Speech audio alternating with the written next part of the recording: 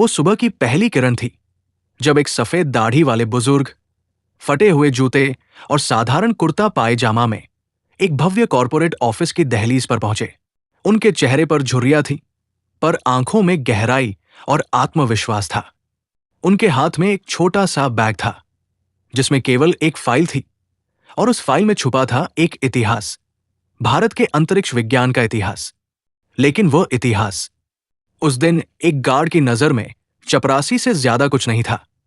दिल्ली के south extension में बनी जेंटेक प्राइवेट लिमिटेड कंपनी आज एक खास इंटरव्यू के लिए तैयार थी। मीडिया, सोशल मीडिया, सब जगह खबर थी कि कंपनी सीनियर एडवाइजर टेक्निकल आर&डी के लिए एक विशेष अनुभवी प्रतिभा की तलाश में है। इंटरव्यू हॉल चमचमाती ग्लास की दीवारों से सजा हुआ था, लेकिन बाहर खड़ा वो बुजुर्ग उस चमक में कहीं भी फिट नहीं बैठता था। ओए बाबा, यहां क्या कर रहे हो? काम वाली स्टाफ का इंटरव्यू नहीं है आज, गार्ड ने व्यंग्य भरी आवाज में कहा। बुजुर्ग ने शांत मुस्कान के साथ कहा, बेटा, इंटरव्यू है, मुझे बुलाया गया है। हाँ हाँ, और मैं राष्ट्रपति हूं। गार्ड हंस पड़ा। बुजुर्ग, जिनका नाम डॉक्टर रमाकांत वर्मा था, धीरे धीरे आगे बढ़े और रिसेप्शन तक पहुंचे।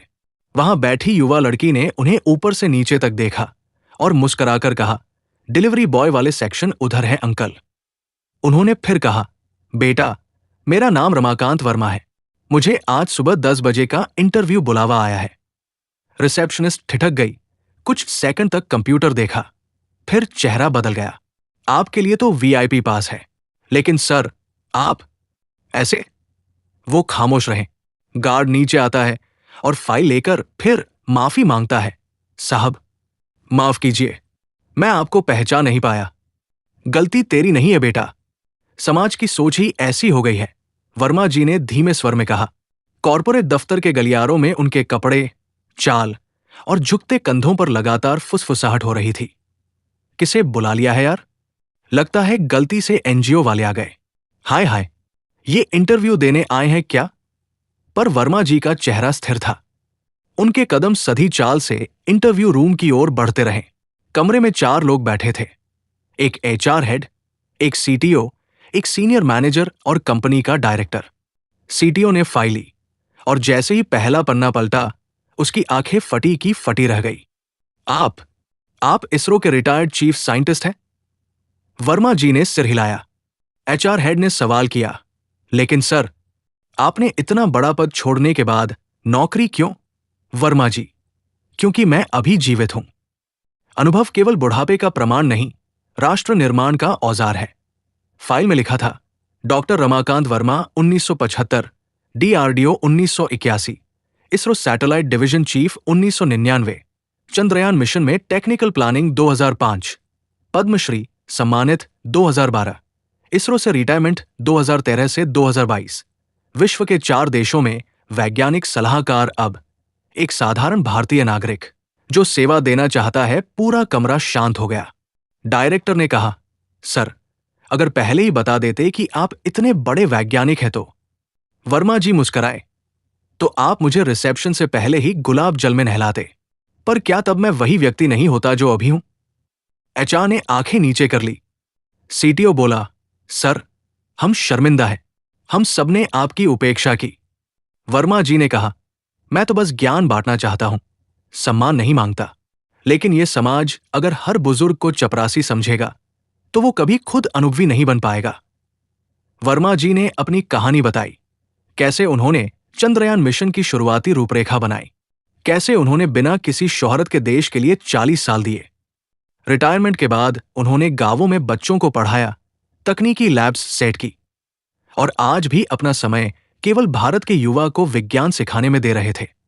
सीटीओ बोला, सर, आपने हमें सिखाया कि जो आंखों से दिखता है वो जरूरी नहीं कि सच्चा हो। आपको जॉब नहीं, बल्कि इस कंपनी का मार्गदर्शन चाहिए। वर्मा जी बोले, मुझे बस एक कोना दो जहां से मैं 2 युवा को रोज विज्ञान सिखा सकूं। किसी ने चुपके से वीडियो बना लिया और सोशल मीडिया पर पोस्ट कर दिया। इसरो चीफ को चपरासी समझा गया, लेकिन उन्होंने माफ कर दिया। वीडियो वायरल हुआ। जेंटेक कंपनी ने वर्मा जी को सीनियर मेंटर ऑफ इनोवेशन बना दिया और उनके नाम पर एक टेक्नोलॉजी लैब खोली। वो बाहर निकले उसी गार्ड के सामने से जिसने उन्हें चिल्लाया था। गार्ड ने सिर झुका लिया।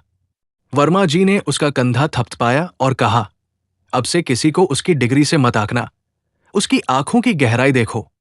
उस दिन से कंपनी ने एक नीति बनाई, 60 से ऊपर उम्र हो या नीचे, ज्ञान बराबर समझा जाएगा। रिसेप्शनिस्ट ने वर्मा जी के लिए एक कप चाय लाई और कहा, सर, आपने मेरी सोच बदल दी।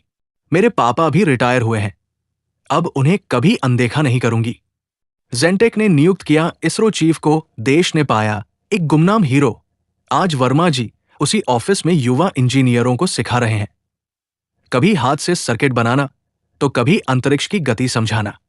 एक बोर्ड पर उन्होंने लिखा, experience is not about age, it's about contribution. DR Ramakant, हम अक्सर लोगों को कपड़ों से आंकते हैं, उम्र देखकर नजरअंदाज करते हैं, लेकिन यह कहानी हमें याद दिलाती है, एक बुजुर्ग की चुप्पी में इतिहास छिपा हो सकता है। इसी ही स्टोरी सुनने के लिए चैनल सब्सक्राइब करें।